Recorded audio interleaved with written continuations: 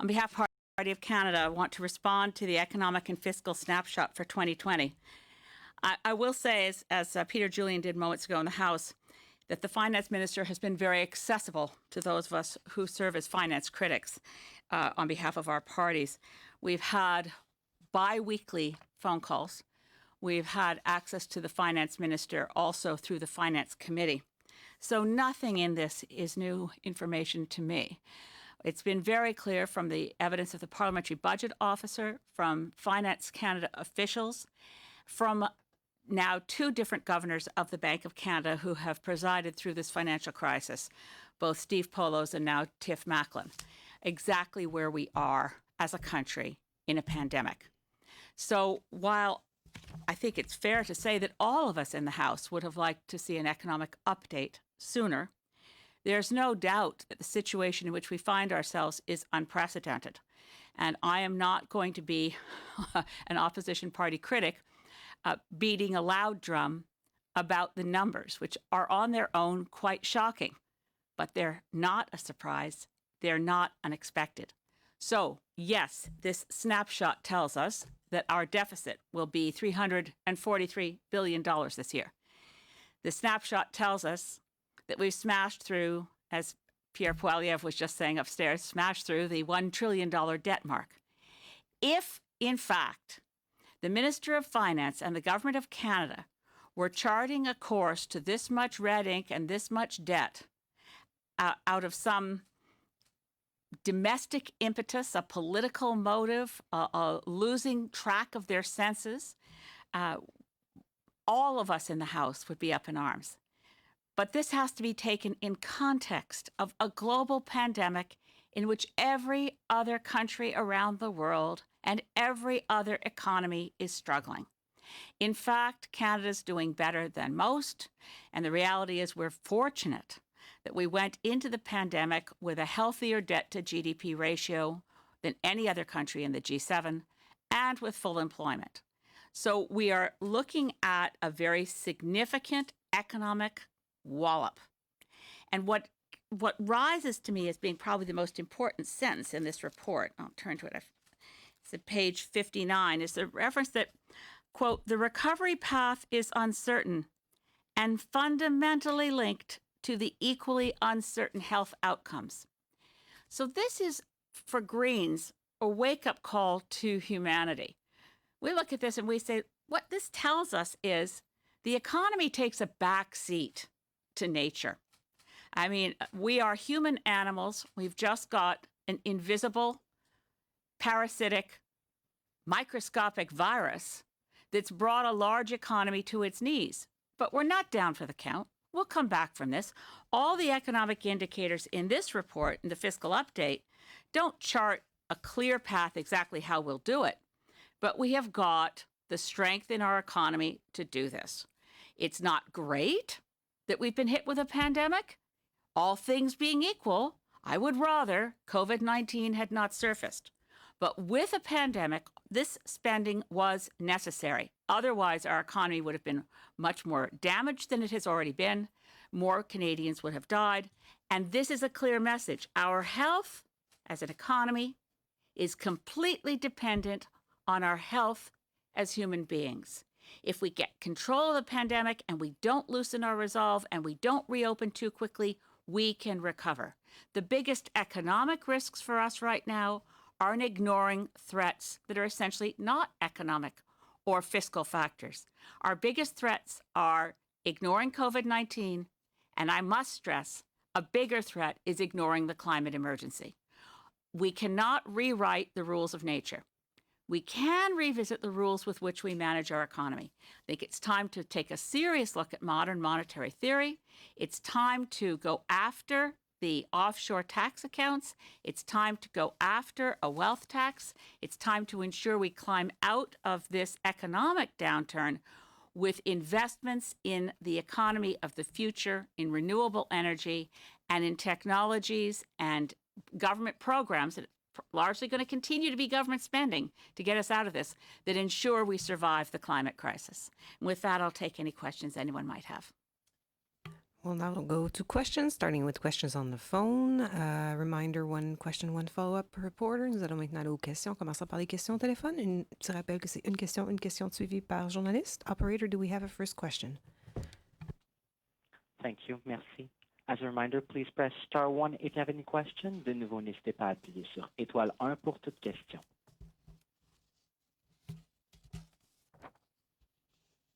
There are no questions registered at this time. I'd like to turn the meeting back over to you. Okay, we'll take a question from the room.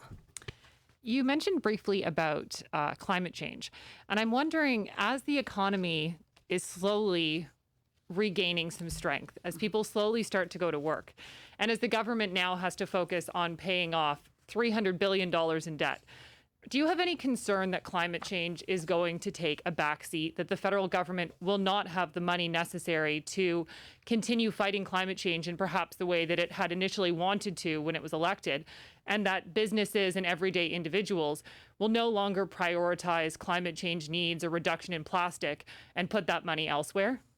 Thank you for the question. And look, the reality, the economic and fiscal reality is that the private sector isn't going to have recovered sufficiently from the economic hit of COVID-19 that they will be the source of funds. It is going to have to be government stimulus spending.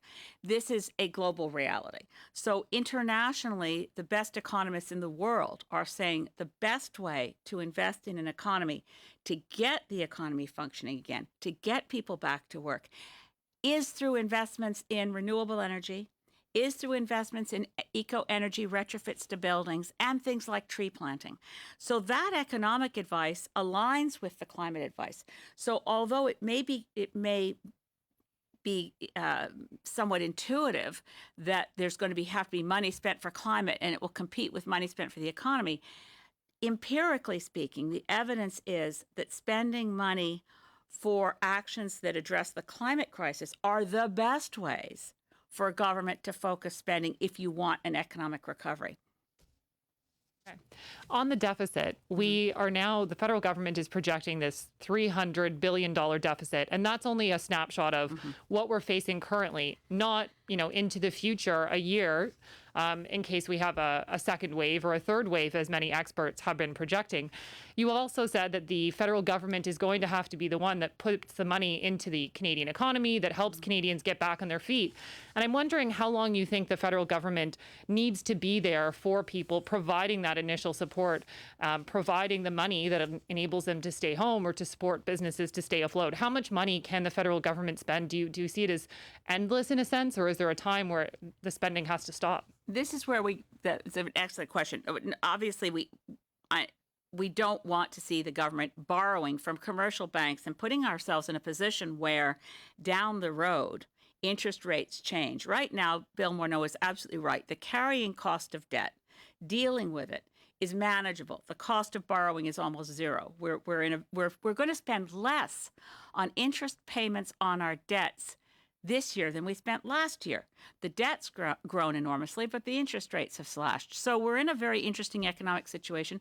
But under the current approach to what would say conventional economics of the last couple decades, this is not something you can keep doing forever. That's why I think modern monetary theory, which would say, look, as a sovereign country, we do not incur any risk if we're using the Bank of Canada to increase the amount of cash available to do things that need to be done. And it does not look on current fiscal realities and on the current economics as though that at all risks inflation. In fact, Governor Steve Poloz, when he was asked about it, the governor of the Bank of Canada at the time, said inflation is a problem he would love to have because he thinks a far bigger risk is deflation. Now, this kind of large-scale conversation, I firmly believe, should take place in the context of the G7 together. What do we do to rewrite the rules of our normal economic assumptions of how we operate within the International Monetary Fund, what the function is for the World Bank, the International Monetary Fund, and the other Bretton Woods institutions in the context of an unprecedented economic event, public health crisis. So it's not to say that we can keep spending money forever under current rules and not be in trouble. We're fine for now. A second wave, additional more spending, I think it's time to be far more innovative with what our economic assumptions are. As I said, we can rewrite the rules of our economic realities. We can rewrite the rules of how we deal with liquidity. We can rewrite the rules of how we deal with the Bank of Canada versus commercial banks. We can't rewrite COVID-19's genetic structure. We can't rewrite the reality of atmospheric chemistry. It is a reality which we must face and which humanity can't control. We can control economic decisions so that we continue to spend the money that needs to be spent so that we get through this as a healthy society. Sure. Operator, can I verify that we still have no question on the phone, or do we have a question? There are still no questions registered. Perfect. We'll continue in the room. Sure. One of the things that the federal government has done is the CERB, so that Canadians can stay home getting some money, and that's only been extended by 8 weeks. Do you see this as a program that needs to continue, especially if we do have a second or third wave? And do you think it ultimately, if we do get more waves, ends up becoming a universal basic income? Thank you. I think we need to actually make that decision proactively, that guaranteed livable income makes sense, bring it into play earlier rather than later, and recognize that one of the advantages is that unlike CERB, you are not given an incentive to stay home. The incentive is to get out of poverty, but as soon as you're able to go back to work, you can make more than $1,000 a month and you pay it back in taxes. I think we need to actually look at the Parliamentary Budget Office preliminary report that came out yesterday and take it farther and look at where are the cost savings for our economy as a whole once we can ensure that no one lives in poverty, no one at all. That makes for a tremendous difference for the cost of our healthcare system. The single largest social determinant of health is poverty. Eliminating poverty will have other large benefits in our society, including in the correctional system. It's very expensive to house someone for a full year in jail. It's much cheaper to make sure they have education, food on the table, and a roof over their head. So there are multiple benefits to a guaranteed livable income, and I'm very pleased that in this one of the last great progressive conservatives, Senator Hugh Segal, has written the book Bootstraps Need Boots. It's pretty fundamental on the left of a spectrum and the right of a spectrum that this is a transformative idea for our society that will bring great benefits. And the CERB can be essentially morphed into, but deliberately so, a guaranteed livable income. Great. Thank you. This concludes the press conference. Thank you so Ceci, much. la conférence de presse.